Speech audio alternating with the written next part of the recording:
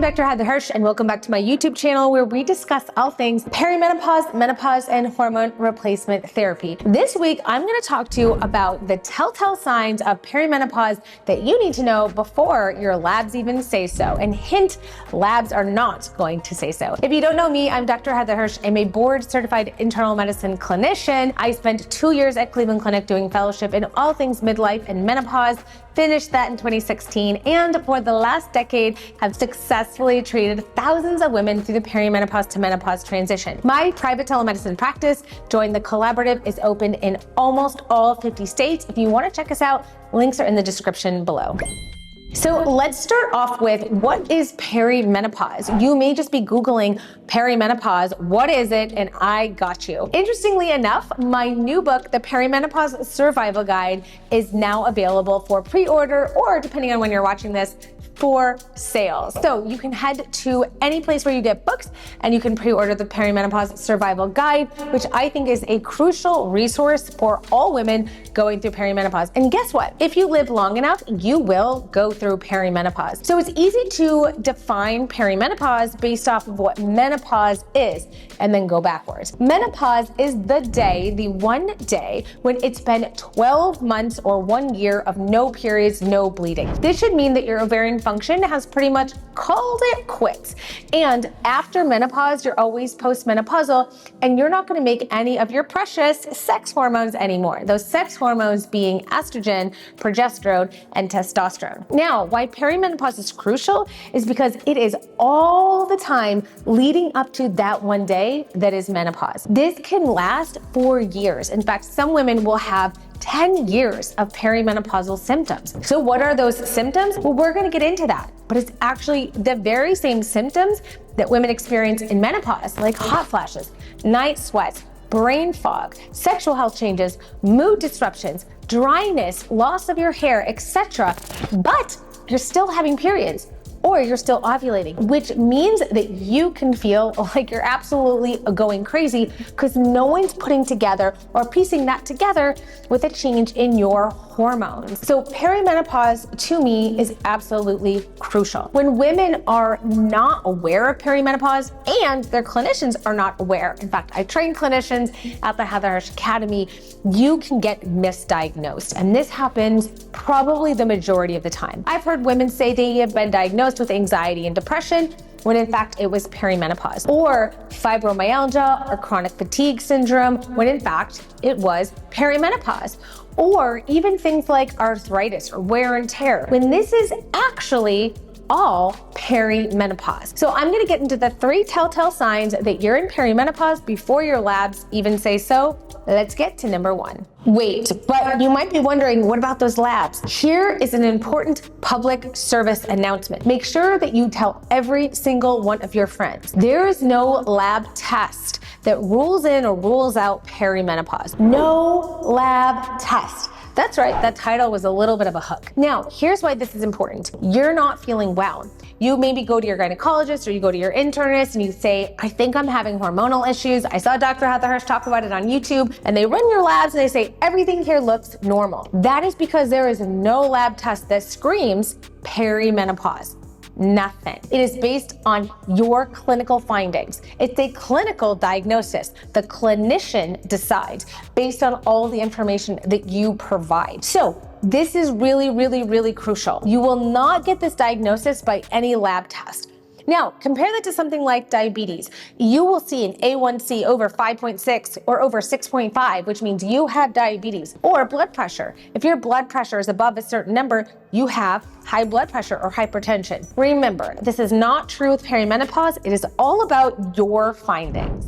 Symptom number 1, and the most common but not necessary, is a change in periods. Now, I say not necessary because you can still be in perimenopause and have very regular periods. This is a huge myth that your periods have to change, but for many women, it's sometimes the first, even subtle sign that they may be in perimenopause. Now, they can change in a multitude of ways. They can be longer, they can be shorter, they can be lighter, they can be heavier, they can be more painful. You could be having cramps all of a sudden. This is really common in perimenopause.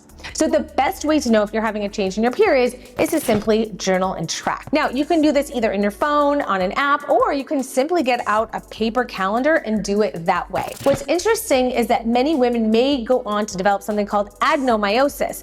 Adenomyosis is a condition where the uterine lining embeds a little bit into the muscular wall of the uterus. And this is why a lot of women will all of a sudden have painful cramps. And this is because you're getting into that perimenopausal stage where you may have not had painful cramps before. Now, all of a sudden you feel like you can't even get to work. Now, in my book, The Perimenopause Survival Guide, really heavy periods in perimenopause is a type of perimenopausal symptom that I call bleed till you drop. And in fact, it's very, very significant. And it can play a huge role in your health because if you're bleeding so much, you're going to be fatigued, you're going to have brain fog, you're not going to feel like having sex. In fact, you may just bleed standing up from your chair and not really feel like going into work. So bleeding is really important. Make sure you note this. There is so many things that can be done about bleeding, and I discuss them all in my book. But if you want a whole video on that, let me know in the comments below.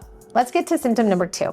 The second most common symptom in perimenopause is mood changes. Now, this could be anything from anxiety to OCD to low mood, depression, or my personal favorite, something that I also experience, irritability and rage. So why does this happen?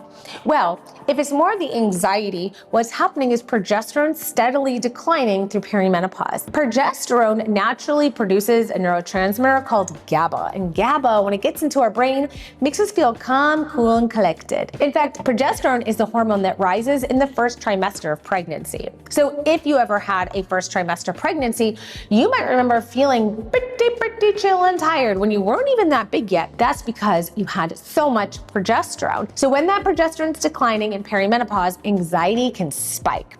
Now, the other thing that happens is serotonin, which is the happy neurotransmitter that our brain loves, is actually becoming more volatile because the estrogen's becoming more volatile. And estrogen helps to keep serotonin in the brain. More volatile estrogen, more volatile serotonin. This can cause that 0 to 100, that snap, that quick fuse, that irritability, or what I call short fuse-itis.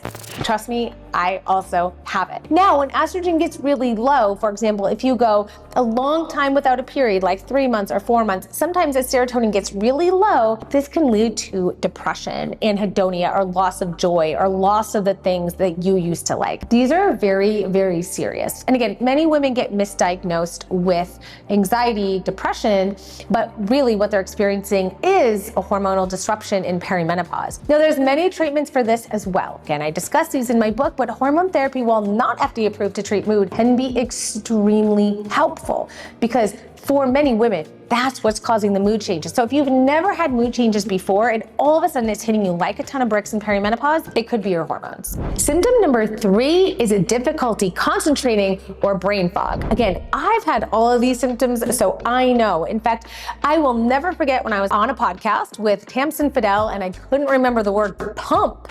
I mean, I felt like such an idiot. And then it really threw me off for a couple of minutes because I was embarrassed and I had to kind of get my train of thought. So it could be the form of word finding difficulties. So you're kind of going along, let's say you're at work, you're presenting, you're talking to a courtroom, you're talking to a patient, whatever it might be, and all of a sudden you forget a very common word. This is so common in perimenopause. A lot of women also find difficulty concentrating. Now, let's be real. There's a lot of things that keep us from having a difficult time concentrating. We're always on our phones, we're scrolling, we've got the music going, we've got our laptops open, we've got our families talking to us all at the same time. But what we find is that because of the volatility in the hormones and then the volatility in the neurotransmitters in our brain, we really can feel like we have adult onset attention deficit. And what you need to know is that this can be really common. In fact, research shows that even postmenopausally, this brain fog can get better. Now, again, while hormone therapy is not FDA approved to treat brain fog in perimenopause, it can be very, very helpful. Now, there's many other symptoms of perimenopause: hot flashes, night sweats, vaginal dryness, hair loss, sexual health changes, loss of libido. These are all common in perimenopause. I wanted to pick 3 that could really help you if you're in perimenopause to really feel as though this is a hormonally driven change in your life. Now, I want you to find a knowledgeable provider. So there's a couple ways you can do that. If you are looking for someone I have trained, as I've trained over 2,000 clinicians, go to the heatherhirschdirectory.com. All of these clinicians have taken my course. You can also check menopause.org. That's where you can search by zip code. And if you want to go right to the source, which you do, definitely check out my private telemedicine practice, jointhecollaborative.com. All the clinicians who work with me have been trained by me. We work very, very closely, and you get unlimited visits when you become a member at the collaborative. I really hope this helped you. Drop anything perimenopause related in the comments below. Let me know if you're going to pick up your book of the Perimenopause Survival Guide. And thank you guys so much for watching. I'll be back next week for a brand new video. Bye, guys.